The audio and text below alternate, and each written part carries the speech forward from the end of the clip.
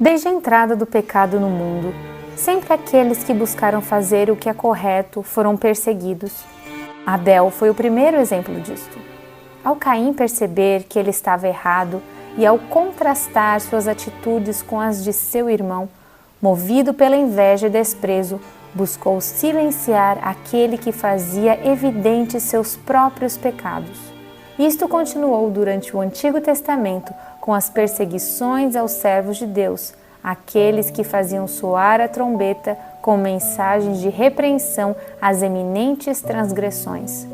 Durante toda a sua vida, Jesus Cristo suportou afrontas, escárnios e perseguições por chamar o pecado pelo nome e declarar-se Filho de Deus. O primeiro mártir do cristianismo foi Estevão, apedrejado em 34 d.C., na cidade de Jerusalém. Os mestres da lei não lhe deram ouvidos, mesmo ele citando os profetas e embasando suas crenças na palavra de Deus.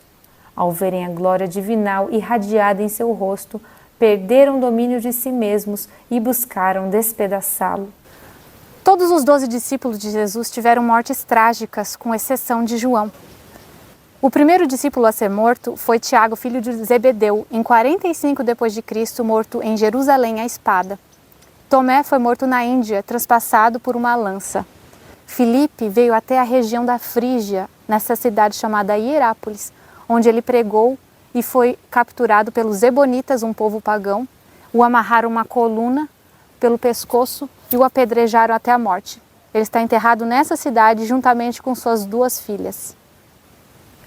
Tiago, filho de Alfeu, aos 96 anos de idade, foi levado pelos escribas e fariseus ao pináculo do templo para que renunciasse à sua fé.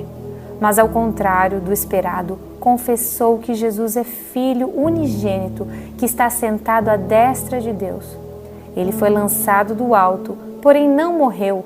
Tentaram então matá-lo, apedrejando-o. Sendo que nada daquilo o matara, com suas pernas quebradas, tentou ajoelhar-se e orou a Deus pedindo perdão por seus perseguidores. Finalmente, um dos presentes bateu com um pau em sua cabeça e pôs fim a seu sofrimento. Barnabé, ao se dirigir a Chipre para fortalecer seus irmãos, foi torturado, amarrado pelo pescoço e arrastado para fora da cidade, onde foi queimado. Isto foi antes do início da primeira perseguição pagã. Marcos, o evangelista, após pregar por toda a África, se estabeleceu aqui em Alexandria, segundo a sugestão de Pedro para que fosse para o Egito. Durante a festa de Pentecostes, Marcos foi preso pelos sacerdotes pagãos, foi atado a ganchos e amarrado em cordas, e o seu corpo puxado por todas as ruas da cidade até ter sua carne dilacerada. Os expectantes puderam presenciar a fidelidade desse santo. Muitos cristãos, vendo o testemunho de Marcos, também trilharam o sangrento caminho do martírio. Lucas foi enforcado numa árvore por sacerdotes idólatras na Grécia. Mateus foi morto na Etiópia, imolado com uma alabarda. Matias foi apedrejado e decapitado em Jerusalém. André e Judas Tadeu, crucificados em Edessa. Bartolomeu foi açoitado e crucificado na Índia, país onde ele traduziu para a língua nativa o Evangelho de São Mateus. Simão Zelote foi crucificado na Grã-Bretanha. Pedro, por ordem do imperador Nero, foi crucificado em Roma de cabeça para baixo, julgando-se indigno de ser crucificado na mesma posição de Jesus. Ele tinha cerca de 70 anos de idade. Paulo foi decapitado na cidade de Roma por ordem do imperador Nero em 69 d.C., mesmo ano da morte de Pedro, segundo historiadores. Tanto Van Braght no livro Espelho dos Mártires, quanto John Foxe no livro dos Mártires, eles dividem as perseguições em 10 grandes períodos, iniciando no ano 66 d.C. com Nero, passando por implacáveis imperadores, até o ano 313 d.C., com a conversão de Constantino, o qual assinou o Decreto de Milão, concedendo liberdade de culto aos cristãos. A primeira perseguição geral aos cristãos teve início em 66 d.C., durante o governo de Nero. Este imperador tinha sede por sangue, torturas e todo tipo de crueldade. Dentre tantas atrocidades cometidas por esse psicopata, citamos apenas o envenenamento de seu filho Britânicos, o assassinato de sua própria mãe, abrindo-lhe o ventre para ver de onde saíra, como também o assassinato de sua linda esposa por ser ela estéril. Certa ocasião, ao tentar reproduzir o incêndio de Troia, mandou pôr fogo na cidade de Roma. Assistiu ao espetáculo do alto de uma torre cantando: "Troia pegou fogo!". Ao perceber a revolta do povo contra esse ato, culpou os cristãos pelo feito. Começou então uma caça imediata aos crentes em Jesus em Roma, seguida pelos demais países sob domínio do Império Romano. A morte desses santos destinava-se ao divertimento do povo. Alguns eram vestidos com peles de animais e soltos às feras, alguns crucificados, outros amarrados em postes para iluminar espetáculos e estradas, tornando-se lamparinas vivas. Os apóstolos, discípulos e demais contemporâneos de Jesus foram vítimas das duas primeiras perseguições. Foi na segunda perseguição, ocorrida no governo de Domiciano, iniciada no ano 81 d.C., que Timóteo, o qual havia se tornado bispo aqui da cidade de Éfeso, foi martirizado por denunciar a idolatria. Foi espancado de tal modo que morreu após 2 dias. Foi também durante esse período que o apóstolo João foi lançado no caldeirão de óleo. Porém, para o espanto de todas as pessoas que estavam ali presentes, ele não sofreu dano algum. Temeroso do que essa repercussão pudesse causar, Domiciano mandou que exilassem João na ilha de Patmos. Após a morte do imperador, ele foi trazido para cá, em Éfeso, onde, após ser trazido, segundo relatos, ele foi envenenado, porém, segundo a promessa bíblica, não lhe causou mal algum. João morreu com cerca de 90 anos aqui na cidade de Éfeso. Na carta à igreja de Pérgamo, escrita por João em Apocalipse 2, 12 e 13, diz assim: Ao anjo da igreja que está em Pérgamo escreve: Isto diz aquele que tem a espada aguda de 2 fios. Conheço as tuas obras e onde habitas, que é onde está o trono de Satanás. E retens o meu nome, e não negaste a minha fé, ainda nos dias de Antipas, minha fiel testemunha, o qual foi morto entre vós, onde Satanás habita. Antipas foi a única pessoa mencionada em uma das cartas do Apocalipse, recebendo menção positiva de Deus, e ele foi uma testemunha ocular de Jesus. Nessa fase das perseguições, ele preferiu provar a morte do que desonrar ao seu Criador.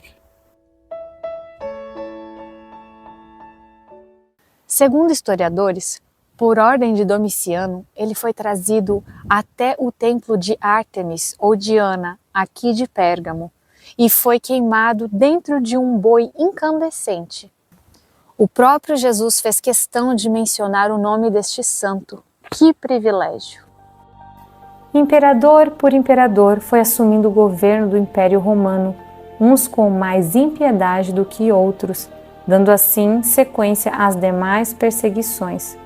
Todas as pestes, fomes, terremotos que afligiam algumas das províncias de Roma eram atribuídas aos cristãos, os quais recebiam o martírio com grande dignidade. Não eram raras as histórias de situações sobrenaturais aos cristãos durante seu martírio. Há relatos de diversas situações em que cristãos não eram consumidos pelas chamas do fogo, também não raras vezes em que feras recusavam atacá-los enquanto expostos na arena. Muitos destes piedosos homens não sentiam a dor das torturas e outros ainda, ao serem lançados às águas com pesadas pedras atadas ao pescoço, continuavam flutuando e admoestando o povo. Isso nos faz lembrar das palavras de Jesus em Isaías 43, 2. Quando passares pelas águas, eu serei contigo. Quando pelos rios, eles não te submergirão. Quando passares pelo fogo, não te queimarás, nem a chama arderá em ti. Por que alguns cristãos escapavam das torturas e outros não? É uma pergunta que não temos a resposta. Deus o sabe. Como Sadraque, Mesaque e Abednego, cumpre-nos estar prontos e preparados para aquilo pelo qual Deus tem nos designado, se preciso for. É possível que alguns desçam à sepultura respirando tal paz a qual os mártires desciam, que isso impacte os corações dos espectadores, assim como é possível também que o milagre de livramento dado por Deus cause o mesmo impacto. Certo é, no entanto, que de modo ou de outro, nosso testemunho servirá para que o Espírito do Senhor sensibilize mais sinceros à verdade. Enquanto Deus faz a parte dele, que façamos a nossa, dizendo como Paulo: quer vivamos, quer morramos, somos do Senhor.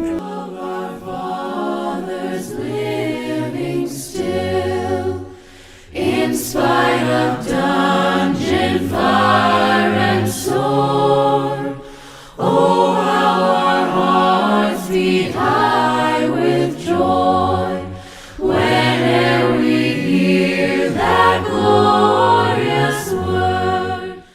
Segundo Brach, a África e a Alexandria podiam ser chamadas escolas dos mártires, pois era costume nessa cidade fazer com que os cristãos fossem atados a animais e arrastados por todas as ruas da cidade, tendo assim o seu sangue espalhado pelo caminho. Segundo Nicéferos, seria tão fácil contar a quantidade de mártires como contar a areia do mar. Durante as perseguições que se seguiram, as mais atrozes execuções continuaram. Não havia clemência para senhoras idosas, jovens e crianças.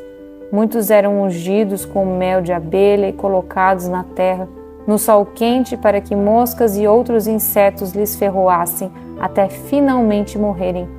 Outros postos em sacos de couro com escorpiões e serpentes e lançados ao mar. Muitos foram crucificados no Monte Ararat, coroados com espinhos e traspassados com lanças à semelhança de Cristo. Aqui nós podemos ver alguns instrumentos de tortura utilizados pelo Império Romano para martirizar os cristãos. Nós temos um rolo, uma roda com alguns espinhos, temos uns chinelos com espinhos também, outras partes para tirar a pele das pessoas. Podemos ver também aqui uma cruz, os cravos utilizados para perfurar, esse instrumento que servia para arrancar os dentes das pessoas, ou até as unhas também, coroa de espinhos, uma bola de ferro. E também nós vemos correntes com que eles amarravam as pessoas no pescoço.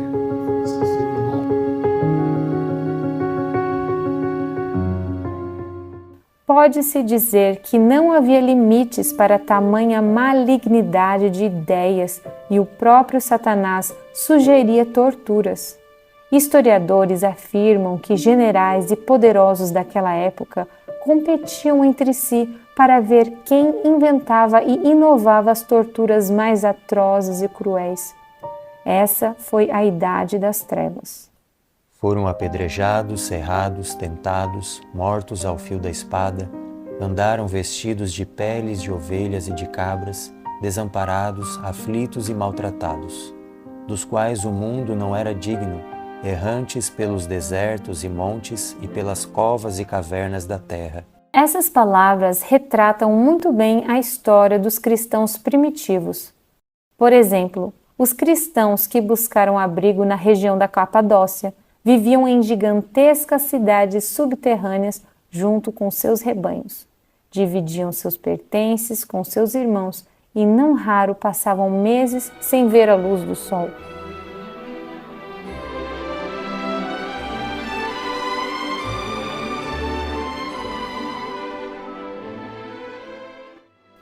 Posto que privados de todo conforto, excluídos da luz do sol, tendo o lar no seio da terra, obscuro mas amigo, não proferiam queixa alguma. Com palavras de fé, paciência e esperança, animavam-se uns aos outros a suportar a privação e angústia.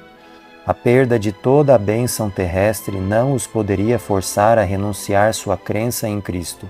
Provações e perseguição não eram senão passos que os levavam para mais perto de seu descanso e recompensa. Não foi apenas na Capadócia que os cristãos buscaram refúgio subterrâneo. Sobre a cidade de Roma, há caminhos quilométricos escavados no subsolo chamados de catacumbas, os quais foram utilizados como templos e túmulos. A igreja primitiva dessa cidade poderia bem ser chamada de Igreja das Catacumbas. Neste local foram enterrados os corpos martirizados de tantos santos que sofreram por amor de Cristo.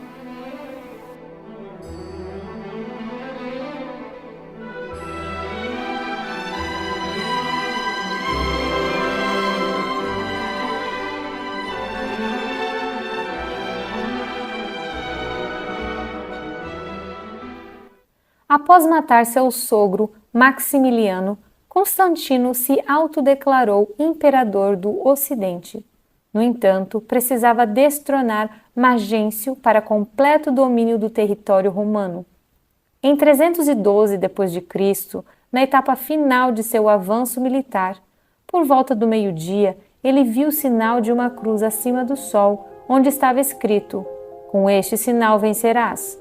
A história conta que, num sonho, Cristo lhe falava para construir uma arma militar em forma de cruz para proteger de seus inimigos na batalha.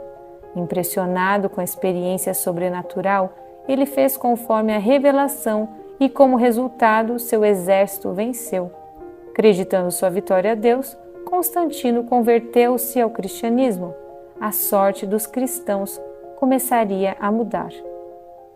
Constantino iniciou um sincretismo religioso, pegando parte da religião pagã, o mitraísmo, e incluindo práticas cristãs da época. O sábado, antes guardado pelos cristãos, foi substituído pelo domingo, o dia do Deus Sol, a quem adoravam. Os apóstolos e mártires tornaram-se santos, sendo venerados através de orações e velas queimadas a imagens de madeira e pedra, à semelhança àquelas feitas para adoração pagã de outrora. Pouco a pouco, a religião primitiva foi sendo corrompida e aqueles que não aceitaram as mudanças passaram a ser perseguidos pelos antigos irmãos cristãos. Disputas de poder entre a própria igreja tornaram-se comuns e a forma de resolver tais conflitos era, em sua maioria das vezes, pela espada. Um exemplo da mudança de reação dos cristãos foi quando o filho de Constantino enviou seu general para destituir o bispo de Constantinopla. A turba formada pelos membros da igreja foi tão grande que à noite eles foram até os aposentos onde se encontrava Hermógenes, o general. Eles o arrastaram pela cidade, colocaram fogo na casa e lá o açoitaram até a morte. Essa era uma reação agora normal da igreja do quarto século. O cristianismo havia mudado. Apesar de mudanças de atitude e doutrina estarem tomando frente na liderança da igreja, os cristãos fiéis permaneceram firmes pela verdade, não baixando a norma religiosa e aceitando métodos mundanos de administração ou evangelismo. O resultado inevitável da escolha de irem contra os ditames da igreja foi a perseguição e martírio, pois, obviamente, aqueles que iam contra a voz de Deus na terra eram hereges e precisavam ser silenciados. Inúmeros foram os mártires que, assim como João Batista, não tiveram medo de chamar o pecado pelo nome E assim como esse precursor de Jesus Cristo, eles selaram a vida com o próprio sangue. Essas histórias desses mártires nos trazem exemplos muito importantes para nós de resiliência e força que nós sabemos que nós precisaremos, porque nos últimos dias, como a Bíblia fala, nós seremos perseguidos mais do que nunca antes. Nos próximos episódios, nós ouviremos histórias e relatos desses mártires e como eles sofreram por amor de Cristo e se tornaram vencedores. Não perca os próximos capítulos.